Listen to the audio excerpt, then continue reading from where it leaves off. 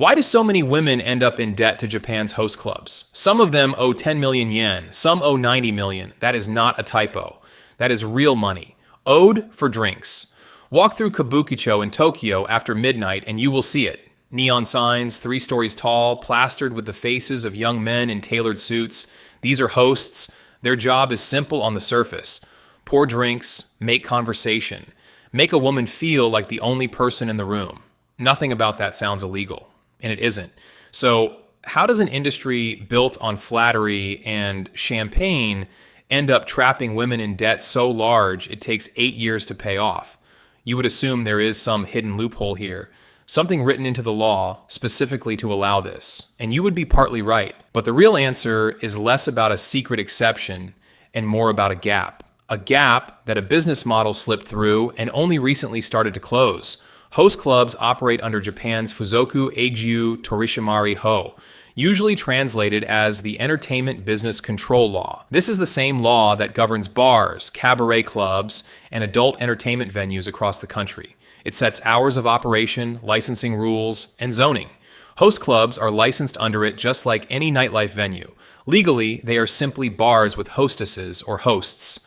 Nothing more. Here's the twist. The law was built to regulate what happens inside the club, drink prices, opening hours, who can be served. It was never built to regulate emotional manipulation. And that is exactly the tool host clubs learn to use. The system at the center of this is called urikakekin. In plain English, it means sale on credit.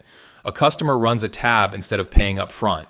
She can keep ordering champagne, keep booking a host's time, keep coming back, and settle the bill later. Bars do this all over the world in small ways. But in Kabukicho, some clubs turned it into a trap. A host would encourage a customer to order more, promise her the bill could wait, deepen the relationship, deepen the spending. By the time the tab was called in, some women owed tens of millions of yen. And crucially, urikakekin itself was never against the law. Running a tab is not a crime. It's how you get someone to keep running it that became the problem. Why would anyone let their bill grow that large? This is where the story stops being about money and starts being about loneliness. Reporters who spent time in Kabukicho found a pattern. The customers most vulnerable to this weren't wealthy thrill seekers. They were young women, often in their late teens or 20s, often isolated. Some had grown up in the foster system, some worked retail jobs nearby and wandered in one night just to feel less alone. One woman who spoke to a Japanese newspaper under a pseudonym because she was avoiding debt collectors said she went to her first host club simply because she didn't want to go straight home to an empty apartment. She fell for a host, hard, and the debt followed. A nonprofit in Tokyo called Nippon Kakeko Midara has spent years trying to help. Its founder, Hidemori Gen, told reporters his organization fielded around 300 requests for help in just 5 months, from women and from parents too embarrassed to go to the police. He described cases where debts reached 90 million yen. He compared the manipulation tactics to a cult. Clubs, he said, use a manual to identify vulnerable customers and give them a free first visit specifically to draw them in. So what happens once the debt is real? This is the part that turned a nightlife controversy into a national scandal. Some hosts and club staff began steering women toward one specific way to pay it off: sex work. Japan's National Police Agency logged nearly 2,800 consultations nationwide in a single year connected to host clubs, and a striking number involved women who said they were coerced into prostitution to cover unpaid bills. The numbers back it up. Arrests of women for prostitution in the Shinjuku area, where Kabukicho sits, more than doubled in a single year, and investigators found that close to 40% of those women said they entered sex work specifically to pay off host club debt. A debt built on flirtation was funneling women into an entirely different industry to settle it. Picture the actual mechanism at street level. A woman signs a tab at a host club, encouraged by a host who tells her not to worry about the total. Weeks pass, the bill arrives, and it's far larger than she can pay. A scout, sometimes connected to the same nightlife network, offers her a way out.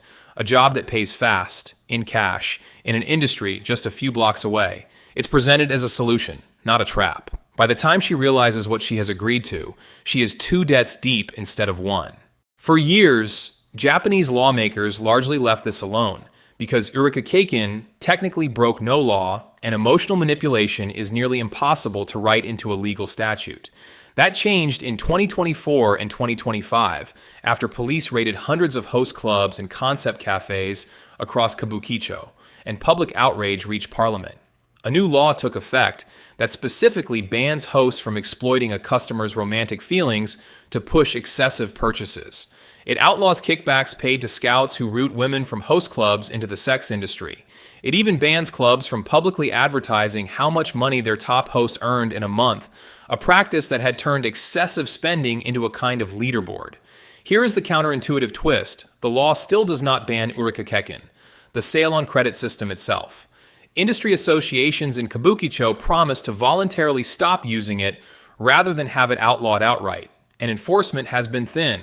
Tokyo police have made only a handful of arrests under the new provisions. Meanwhile, clubs have already found workarounds. In some cases, a host personally takes on a customer's unpaid tab as his own private debt, which reframes it as a matter between two individuals rather than a business practice the law can touch. In others, women are quietly encouraged to take out consumer loans before they even walk through the door, a practice that is technically illegal but very hard to police in the moment. So the loophole was never really about a missing sentence in the law. It was about a business model built faster than legislation could describe it. Regulators wrote rules for drink prices and opening hours.